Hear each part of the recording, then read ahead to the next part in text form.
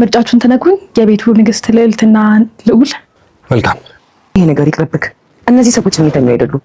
እያያት አይደል እንዴት እንደሚያደርጋት? ወዴት ውጭ ላይ ናምሮት ምን ትጠብቂያለሽ? ጥረጊላት እና ላጽዳላት። ይሄ አገልጋይነት ስራው ምን ሆነና ታዲያ? እኔ ይሄንን አልፈልግም። ይሄ ፍትህ አይደለም፣ አውሬነት ነው። ቃሉ ላምሮት አጥፍታለች፣ ግን እኔ እሷ ስቃይ የሚያስደስተኝ አይነት ሰው አይደለሁም። ልጄ የበቀል ጽዋዋ ጣፋጭ ቢመስልም የጠጡት ግን ሆድ ይቆርጣል። እባክህ ጆኒ፣ የትም ይሁን የት ቶሎ ድረስልኝ። ያ ቆሻሻ የቤተሰቡ ገረድ አድርጎኛል። ልክ ነሽ። በእኔ አላፈርሽ በማለት ከዚህ በላይ ውርደትስ ምን አለ? አንተ እኮ ነህ ከኔን ዋሻኝ። ያ ሳያንስ ደግሞ ራስህን ኪሩቤል ፊት አዋርደህ ከኔን ገረድ እንደው ፈቀድክ። ትንሽ ጊዜ ነው ስልኩንና ላፕቶፑን እጄ እስካስገባ ድረስ።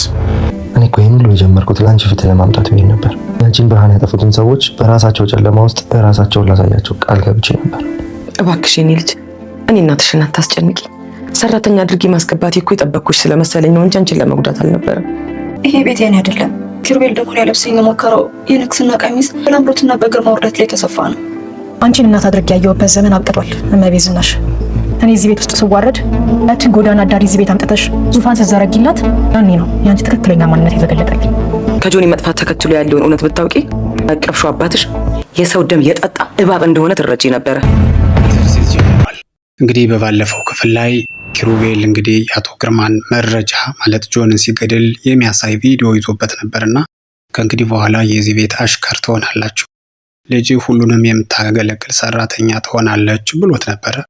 በቃሉ መሰረት እንግዲህ አሁን ላምሮት የሰራተኛ ልብስ ለብሳ ቁርሳቸውን አቅርባ ቁርስ ከበሉ በኋላ እጅ አስታጥባ ከዛ ቀጥሎ ደግሞ ሻይ ያስፈልገናል፣ እንደ ምርጫችሁ ቡና የሚፈልግ ካለም ቡና ሁሉንም አስተናግዳ ለመክሊት ስትሰጥ ሆን ብላ ይመስላል እንግዲህ ቡናውን ስታፈስባት መክሊት ላይ የፈሰሰውን ቡናና ጠረጴዛው ላይ የተደፋውን ሻይ እንግዲህ እንድትጠርግ ትእዛዝ ተሰጣት።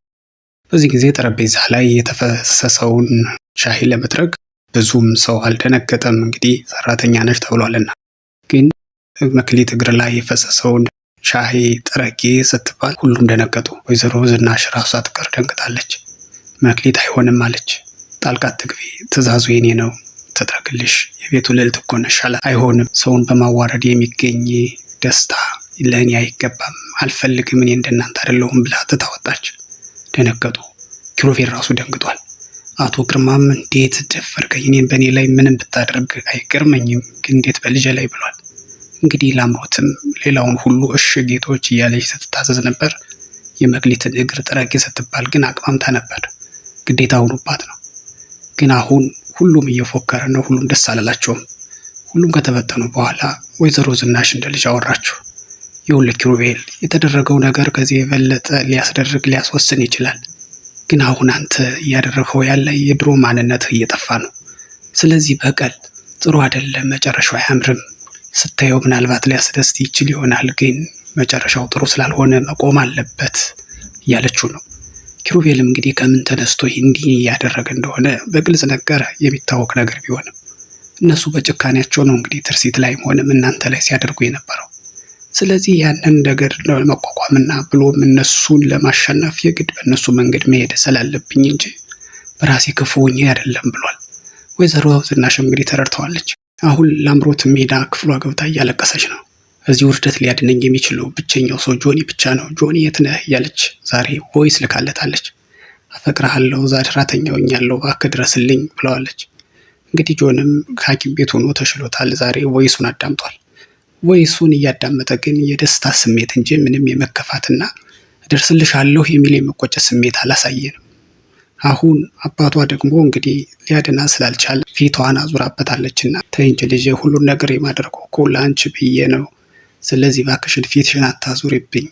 እስካሁን እኮ እኔ ምንም እንዳይከፋሽ፣ ማንም እንዳያሸንፍሽ ሳደርግ የኖርኩትኝ ያንቺን ፍቅር ለማግኘት ነው። ያንቺን ፍቅር ካጣሁኝ እንዴት አድርጌ ላሸንፍ እችላለሁ እያለ ነው።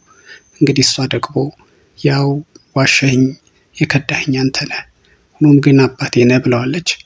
አሁን ፒስ ሆነዋል ማለት ነው። መጨረሻ ግን ስለ ጆኒ ስትጠይቀው ደንግጧል።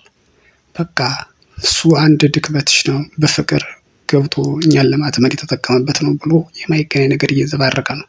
ላምሮት ግን አሁን የቆረጠች ትመስላለች። እንግዲህ ፍቅር ድክመት ከሆነ እሱም ቢሆን ይቀራል እያለች ነው። አሁን እንደዚህ አይነት ምርር ስትልለት ደስ እያለው ነው እንግዲህ አቶ ግርማ። አሁን ደስ ብሎች ሁለቶችም ወደ አንድ አይነት አቋም እየተመለሱ ነው። መክሊት ደግሞ እንግዲህ የቤቱ ልዕልት ትሆኛለሽ ተብሎ የተገዛላትን ቀሚስ አውልቃ ወደ ድሮ ሀዘን ወይም ሰራተኛ ትለብሰውን ልብስ እየለበሰች ወይዘሮ ዝናሽም ለምንድን ነው የቤቱ ልዕልት እኮ አድርጎሻል ኪሩቤል ለምን አወለሽ ሌላ ልብስም ይገዛል ብትባል አይሆንም፣ እኔ በሰዎች ውድቀት አልደሰትም፣ እናቴ ስታሳድገኝ የምታገኘው ደስታ ሰዎች ያለቀሱበት እንዳይሆን ብላኛለች። እዚህ እንዲህ ባለ ሰቀቀን ውስጥ ከምኖር ጎዳና ላይ ሆኜ ሰላም በሆን ይሻለኛል፣ ለእኔ አይሆንም ይሄ እያለች ነው እንግዲህ ወይዘሮ ዝናሽም እያግባባቻት ነው። እኔ እኮ እዚህ ቤት ሰራተኛ ብዬ ያመጣሁሽ ሰላምሽን ለመጠበቅ አንቺን ለመጠበቅ እንጂ እውነት ሰራተኛ ያድርሽ መሰለሽ እንዴ? ይቅርታ አድርጊልኝ እያለቻት ነው።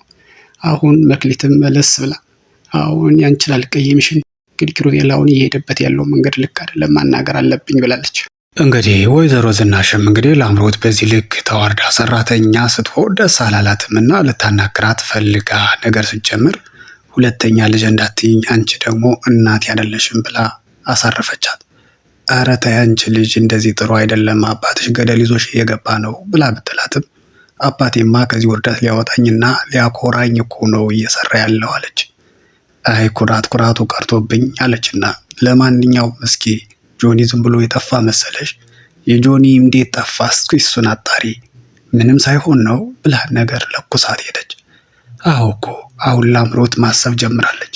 በሌላ መልኩ እንደገና ደግሞ አቶ ግርማ ኪሩቤልን ለመጣል መረጃ እንዲሰበሰብለት አድርጎ ነበር። አሁን መረጃ ሰብሳቢው ኪሩቤልን የሚመለከት ምንም ነገር አላገኘንም፣ ነገር ግን ቪዲዮውን ቀጥታ ሊልከው አይችልም፣ አሁን ያለው ከሱ ስልክና ላፕቶፕ ላይ ነው፣ ላፕቶፕና ስልኩን ካመጣችሁ መረጃውን ልንወስደው እንችላለን፣ ፓስወርዱን ሰብረን ብሏል። አሁን እንግዲህ አቶ ግርማ ይህንን ነገር ስላገኘ ደስ ብሎታል።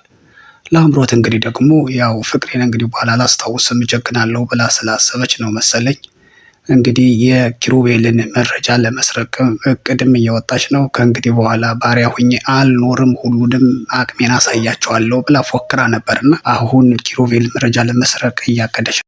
በሌላ መልኩ እንደገና ደግሞ ከመክሊት ጋር ተገናኝታ እየተወያየች ነው። ቅድም ምንድነው እግሯን ልትጠርግላ ስትል በፍጹም ስላለች መክሊት ስለ ቅድሞ አመሰግናለሁ፣ ግን አንቺ ማንሽ? ቤተሰቦች ከየት ነው እያለች ስታፋጥጥ ወይዘሮ ዝናሽ ደርሳ ተረፈቻት። አሁን ኖርማል የመክሊት ጉዳይ እየጨመረ ነው። መክሊት ደግሞ እንግዲህ የልዕልት ልብሷን አውልቃ በኖርማል ልብሷ ሲያገኛት ኪሩቤል ለምን እንደዚህ ያደረግሽሽ ብሎ ሲጠይቃት የሆነ ያለው ነገር ለኔ የሚገባ አይደለም፣ በቀል ነው ኪሩቤል፣ ጥሩ አይደለም እያለችው ነው። ኪሩቤልም እንግዲህ ቀደም ብሎ ወደዚህ ክፉ መንገድ የገባበት ምናልባት የነ አቶ ግርማ አካሄድ መጥፎ ቢሆን በዚህ ልክ እነሱን ለማሸነፍ ብሎ እንደሆነ አምኗል። በዚህ እንዲወጣም እየጸለየ ነበር። አሁን በመጨረሻ እንግዲህ አቶ ግርማ ወደ ቤት እየመጣና ወይዘሮ ዝናሽም መንገድ ላይ ተገናኙና የመጨረሻው ቆይ አሁን እንደዚህ እንደኮራችሁ እንደተከበራችሁ የምትቀሩ አይደላችሁም፣ መጨረሻችሁ በኔ እጅ ነው ብሏል አቶ ግርማ። አሁን ግን ትንሽ ወይዘሮ ዝናሽ የፈራች ትመስላለች። የአቶ ግርማ ፉከራ ከመሬት የተነስቶ አይመስልም። ምን ይፈጠር ይሆን በሚቀጥለው?